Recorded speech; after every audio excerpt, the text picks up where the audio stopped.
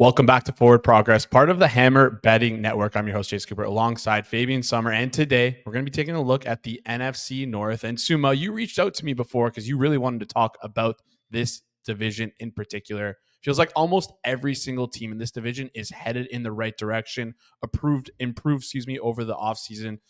NFC North looks like it's going to be the tightest it's been in a couple of years, and they feel like one of the tighter divisions in the entire NFL. So tell me a little bit about this division and why you're so excited to talk about this division. Absolutely incredible division. I cannot wait for the season. I mean, I try my best to not dig too deep into preseason and also not react to preseason, especially highlight clips, because I think the preseason is entirely random and most of the stuff that you see just doesn't matter and won't translate into the season. You have starters playing against backups and so forth. But did you see the bomb from Caleb Williams to Roman Jonesy down the sideline? I mean,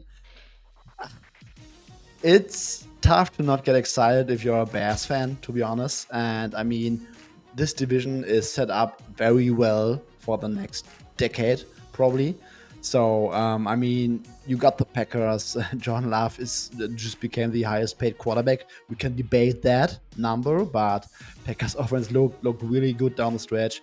You got Caleb Williams with one of the best receiving trios in the league right now entering the season. The Lions almost made the Super Bowl last year. One heck of an offense. And I mean, the Vikings, they probably should care a little bit more about 2025. But by signing Stephon Gilmore, they have been telling us that they think they can compete in the wildcard race. And I mean, from their point of view, veteran QB, Kevin O'Connell, established scheme, top 3, top 4 book and tackle tandem. Interior is a little bit questionable, but I mean, you got Justin Jefferson, Jordan Addison, if he can stay out of legal trouble. DJ Hawkinson will probably not play before late October, maybe early November, but in general, this is a great supporting cast, even for a guy like Sam Darnold. I'm not sure we will see like a Geno Smith type late career redemption because Sam Darnold hasn't really shown enough so far to be superly optimistic. But I think he's showed some flashes at Carolina, didn't get a chance for SF. I think if there is something in Sam Darnold, it can be this season with Justin Jefferson, John Addison, and Kevin O'Connell and that offensive line. So pretty much to get excited about, and I really cannot wait to see these Bears, Packers, Lions, Bears, Lions, Packers matchups. And I mean, even the Vikings might be super entertaining because on the defensive side of the ball, I mean, Brian Flores with that defense that got some beef along the edge position. I mean, it's going to be super fun.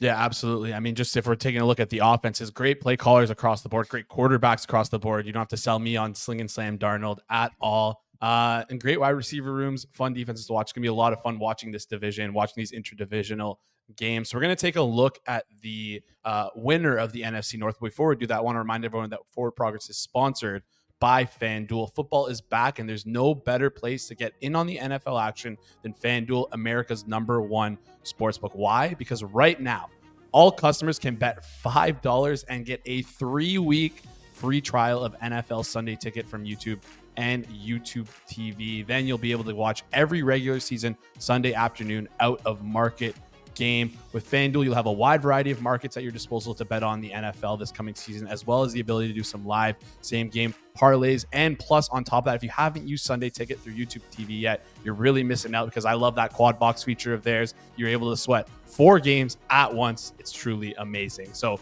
with FanDuel, you don't even have to leave the app to access real-time stats and data to help you make even more winning bets. Just visit FanDuel.com/forwardprogress to download America's #1 sportsbook. That's FanDuel.com/forward progress. All one word. Offer ends September 22nd, 2024. After 3-week free trial, the full price of Sunday Ticket will be automatically charged seasonally. Cancel anytime. No refunds. Terms, restrictions, and embargoes apply. YouTube TV base plan required to watch YouTube TV. Redemption requires a Google account and current form of payment. Gambling problem? Call 1-800-GAMBLER or visit rghelp.com.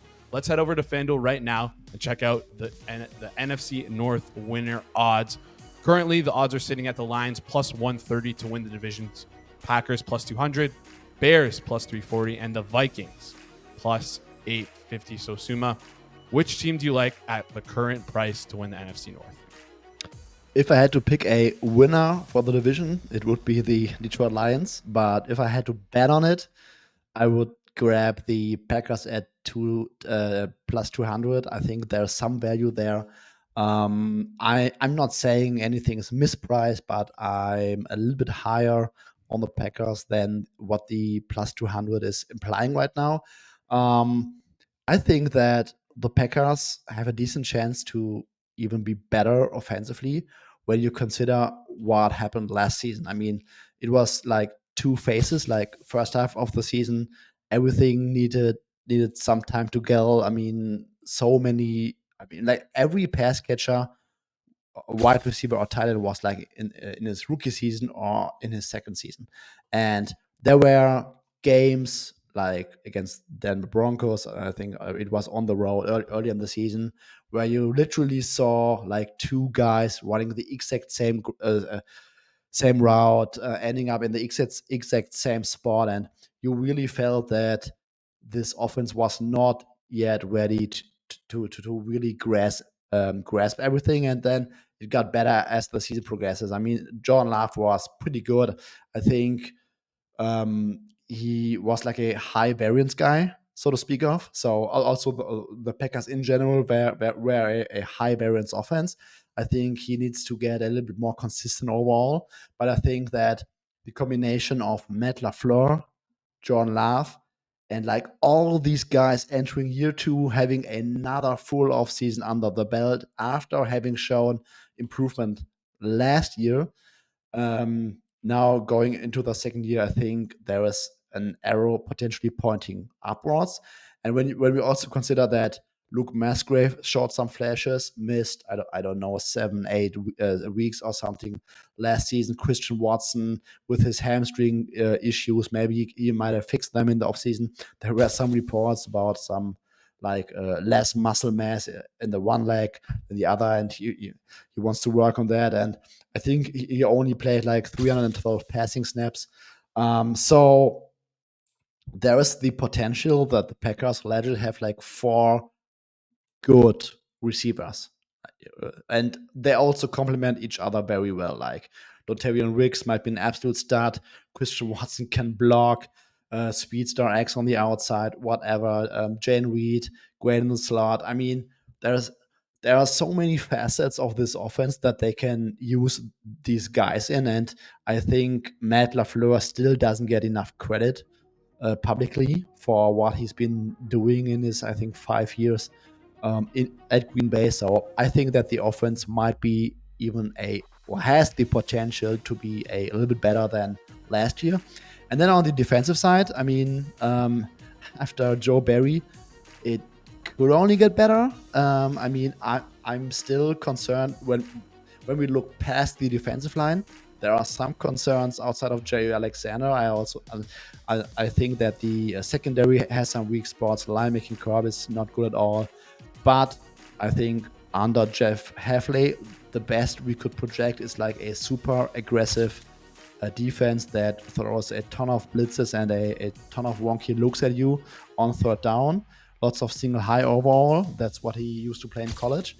And I think just from a variance perspective, this kind of defense, we have seen it with Brian Flores over the years. Like if you are super aggressive on defense, you might get burned by the very good offenses in the league, but you are also able to reach some variance points. Like some game you might get some crucial sacks, crucial interceptions, confuse the opposing quarterback, and despite not being super high from a talent perspective, you might get away with some stuff with that kind of scheme. So I think that they might be better than last year statistically, just by chance and just by the new scheme. And that combination, top 10 easily offense, in my opinion, with a defense that might be slightly better than last year, I think there's the potential for the Packers to compete for the division spot when it comes to January.